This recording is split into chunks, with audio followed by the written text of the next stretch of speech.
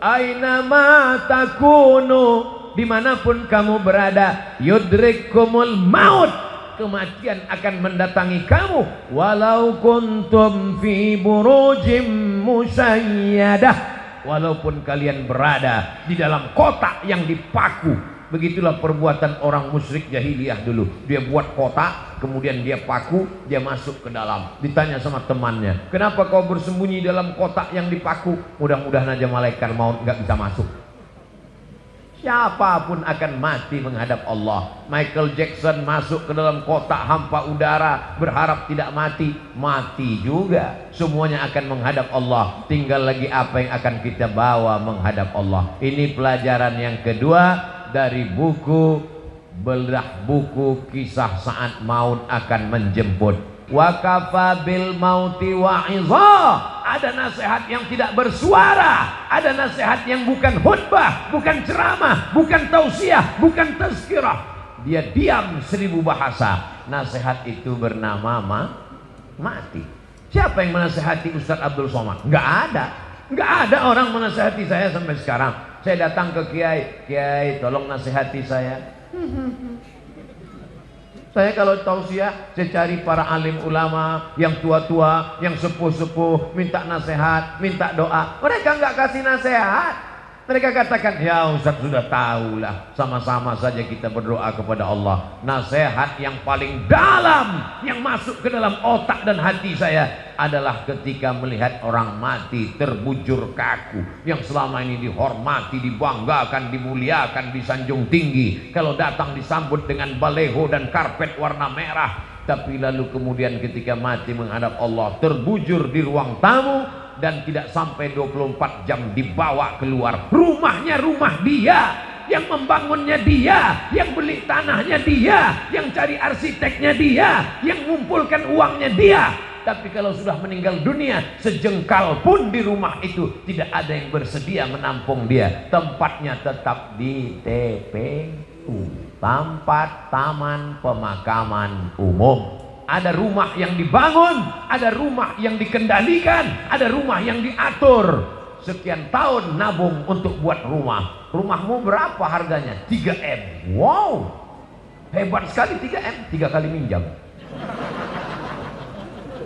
Ada rumah yang tidak pernah kita lihat, rumah yang tidak pernah kita jenguk, rumah yang tidak pernah kita pedulikan, tapi kita akan tinggal di sana. Lebih lama di rumah kita atau di taman pemakaman umum? Saya tanya sekali lagi, lebih lama tinggal di rumah yang kita bangun atau lebih lama di kuburan? Lebih lama di kuburan. Di rumah kita paling kita tempati. Ada orang menempati rumahnya sampai 100 tahun? Enggak ada.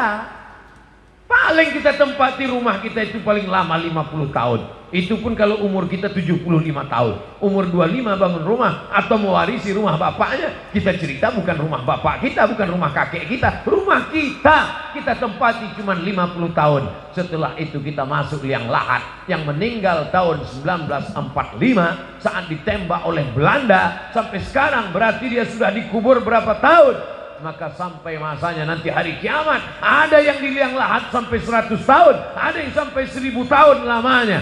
Apa yang sudah kau persiapkan? Amal jariah. Yatsba'ul mayyita salatun, yang mengiringi mayat sampai ke liang lahat ada 3. Ahluhu, istrinya ikut mengiring, anaknya datang, jamaah semua datang, tapi cuman sampai ke pintu liang lahat. Setelah itu mereka masukkan ke dalam. Setelah itu mereka kemudian naik ke atas. Mereka ambil pacul, cangkol dan skop. Mereka katakan, mari kita timbun, kita injak biar padat. Setelah itu ditancapkan kayu nisan. Setelah itu mereka pun berdoa. Setelah itu mereka pun pulang ke rumah. Anaknya nangis pada hari yang pertama. Hari kedua dia mulai tersenyum. Kirim rek spasi lucu, kirim ke 9090. Tapi kalau anakmu soleh, dia akan bangun di tengah malam. Rabbighfirli wa liwalidayya warhamhuma kama rabbayani shaghira. Gimana anak ibu? Ingat dengan suami ibu? Ingat dengan ayahnya? Alhamdulillah Pak Ustaz. Malam-malam saya bangun jam 2. Saya dengar di samping kamar ada baca Yasin. Yasin wal Qur'anil Hakim innaka laminal mursalin ala siratim mustaqim tanzilal azizir rahim. Lalu saya pun bangun, Pak Ustadz. Senangnya hati saya, anak saya baca Quran untuk ayahnya. Begitu saya buka pintu kamar, ternyata TV belum mati, Pak Ustadz. Mudah-mudahan anak kita termasuk yang tetap kirim Yasin untuk kita tiap malam. Kita pesankan ke mereka supaya tahajud, berzikir, berdoa. Ya Allah, sampaikanlah pahala tahlilku. La ilaha illallah tahlil, subhanallah tasbih, tahmid, alhamdulillah, takbir, Allahu akbar, salawat. Lalu kemudian dia bawa anak istrinya baca Quran. Wa idza khatimul qur'ana, kalau dikhatamkan mereka Quran 30 juz, fahuwa hasanun, sepaling bagusnya sekhatam Al-Quran 30 juz. Kalau tidak sanggup khatam Quran, likulli syai'in qalbun, segala sesuatu punya hati. Wa qalbul Quran, hatinya Al-Quran adalah Yasin. Dan kalau tidak sanggup baca Yasin, Ummul Quran Al-Fatihah,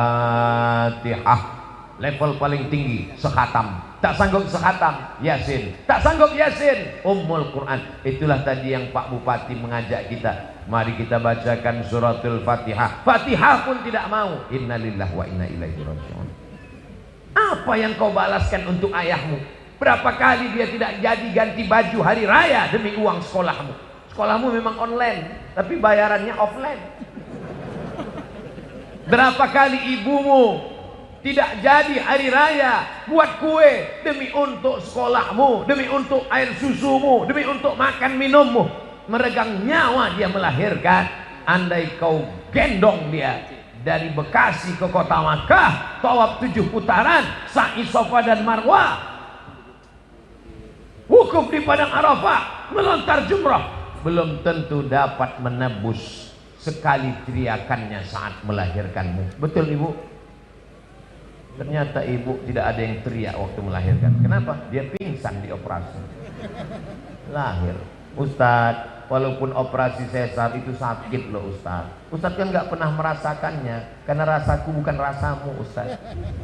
Kita tidak pernah tahu bagaimana perasaan mereka perempuan. Ketika hormonnya berlebih di awal kehamilan, dia muntah-muntah. Respon hidungnya sangat tajam. Suami yang dulu kata dia buah hati belayan jiwa, cintaku setengah napasku pergi, baunya minta ampun. Lalu kemudian yang awalnya rahim itu kecil, lalu mulai membesar, sebulan, 2 bulan, 3 bulan. Akhirnya ususnya menjadi kecil, makannya susah, nafasnya terhalang. Lalu kemudian tulang belakangnya mulai melengkung. Lalu ketika melahirkan anak, seperti patah-patah tulang rusuknya. Itulah ayat yang disebut dalam Al-Quran, wahnan ala wahnin, lemah di atas lemah. Tak ada yang bisa membalas kelemahan-kelemahan itu, dan tidak ada yang sanggup membahasnya. Kalau saya bahas bagaimana lemahnya perempuan saat mengandung, perempuan itu mengandung lemah di atas lemah. Kata ibu-ibu, alah Ustaz kayak pernah aja.